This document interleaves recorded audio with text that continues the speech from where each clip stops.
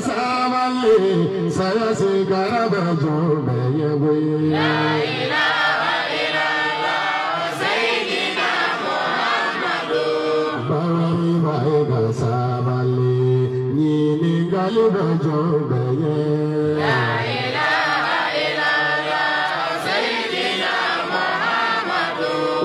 Baik sabali kaburu dali berjumpa ya.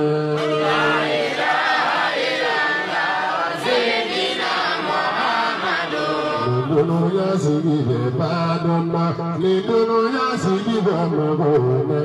La ilaha illallah Sayyidina Muhammadun. Ambari saranga ketala, ni dunia sigi badona. La ilaha illallah Sayyidina Muhammadun. Subuh domba jabaru masai, jauh dugu alamina.